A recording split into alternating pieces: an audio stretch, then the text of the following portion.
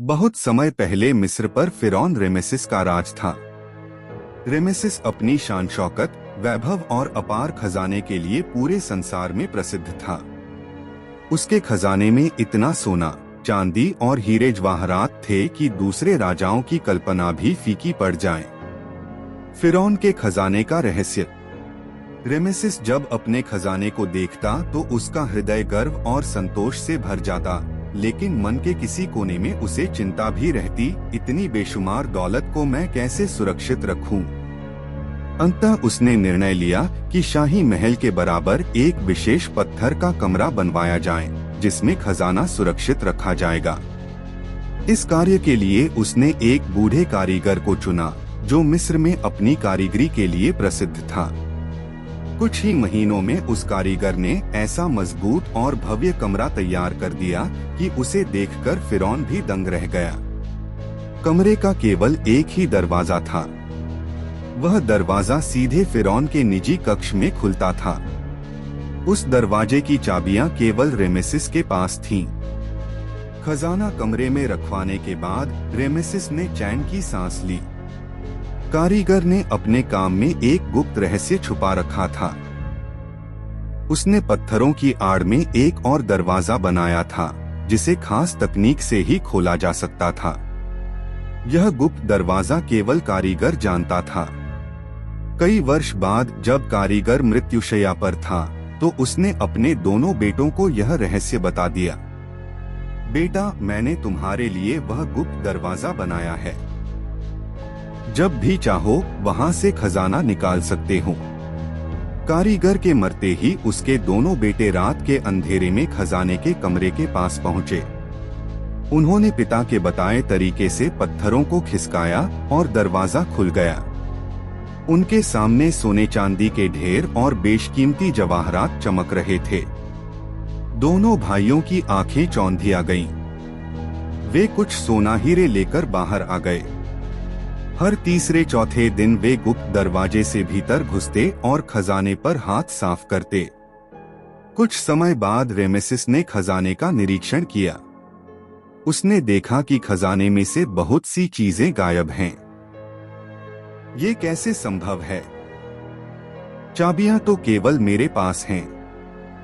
फिरौन ने चोर को पकड़ने के लिए एक लोहे का फंदा लगवाया, जिसे उसने सोने चांदी के बक्सों के बीच छुपा दिया। रात को जब दोनों भाई खजाने में घुसे तो बड़ा भाई फंदे में फंस गया।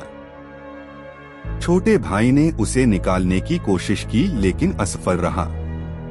बड़ा भाई बोला, भाई, राजा को चोरी का पता चल चुका है। अगर मैं पकड़ा गया तो हमें फांसी पर लटका दिया जाएगा। तुम मेरा सिर काट कर ले जाओ ताकि पहचान न हो सके। छोटे भाई ने कांपते हाथों से बड़े भाई का सिर काटा और वहां से भाग निकला। रेमेसिस ने सिरकटी लाश को महल के बाहर लटकवा दिया और चारों ओर पहरेदार तैनात कर दिए। जो कोई भी लाश पर मातम करता दिखे, उसे तुरंत पकड़ लेना। माँ ने छोटे बेटे से कहा, बेटा, अपने भाई की लाश ले आओ ताकि उसकी आत्मा को शांति मिल सके। छोटा भाई जानता था कि यह खतरे से खाली नहीं, लेकिन माँ के दबाव में उसने योजना बनाई। अगले दिन वह युवक गधों पर पानी की मशकें लाद कर आया। लाश के पास जाकर उसने मशकों में से पानी गिरा दिया। सिपाहियों और भीड़ ने उस पर हंसी उड़ाई। युवक ने भी उनके साथ हंसी मजाक किया और एक मशक सिपाहियों को दे दी। पानी में बेहोशी की दवा मिली थी। रात को सिपाही बेहोश हो गए। युवक ने लाश को उतारा और गधे पर लाद कर ले गया। रेमेसिस को जब यह खबर मिली तो वह गुस्से से कांप उठा। ये युवक तो बेहद चालाक है। उसकी बेटी बोली, पिताजी, एक योजना मेरे पास है। अगले दिन ऐलान हुआ, राजकुमारी ऐसे युवकों को सुनना चाहती है जिन्होंने असाधारण कारनामे किए हों। जो युवक अपनी कहानी सुनाएगा और राजकुमारी को पसंद आएगा, उसे इनाम दिया जाएगा। कई युवक आए, अपनी कहानियां सुनाई और चले गए। फिर वह युवक आया। उसने कहा, अगर आप मेरी कहानी का आनंद लेना चाहती हैं, तो कमरे की सारी बत्तियां बुझा दें। राजकुमारी ने बत्तियां बुझवा दी।